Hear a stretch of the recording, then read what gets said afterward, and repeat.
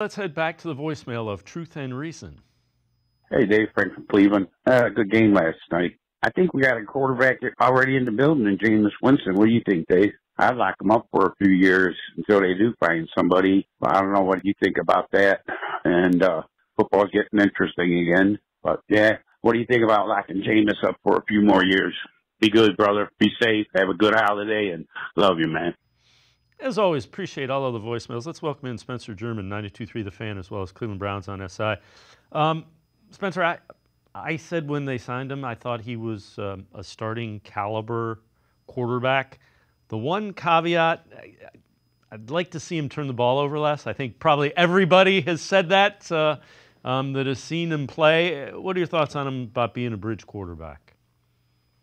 Yeah, is it okay to say wait and see? Because here's the thing, like I think a lot of people, and for good reason, like anytime you beat the Pittsburgh Steelers, it's an exciting thing in this town.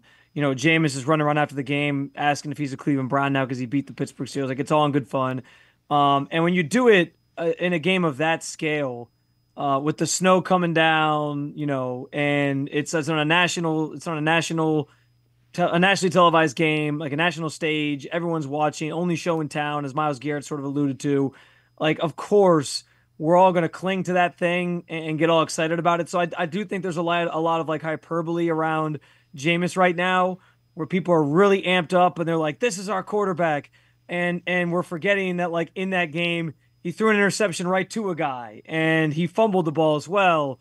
That cost the Browns. So, like, I'm not saying he can't be the bridge. And I think that's the key distinction here. Like, I'm very intrigued by the way he's played. I'm with you, Dave. Like, when they signed him, I was like, okay, like, this is a guy who, you know, you're kind of forecasting these things. Like, if Deshaun got hurt and missed a couple games, obviously he got hurt and he's missing a lot more than a couple games. But if Deshaun got hurt and missed a couple games, okay, like, you would count on a guy like Jameis Winston to kind of hold down the fort for you for like 4 weeks or so and, you know, not lose control of the season. And I think we're seeing exactly that, right? Like, he's 500 when he's starting, and he can do some good things. And we see the talent that got him drafted #1 overall back in 2015. We've also seen the guy who put up a 30 season with 30 touchdowns, 30 interceptions. So I'm not saying he can't be part of this room. I think right now I'm kind of at a place where it's like, I'm open to him being part of this group next year, whatever it looks like. And the conversation right now is that they're going to bring in competition, including Deshaun, who's kind of stuck in where he's at right now, given the contract. But like him, maybe Jameis is part of that. Maybe DTR still is. Maybe you draft a rookie and you throw him into the mix. Or, you know, one of these other quarterbacks that you and Scott were talking about might become available. Maybe that's where the way you go with this. But yeah, like, I'm open to him being part of this conversation. I'm open to that being something that we talk about in the offseason.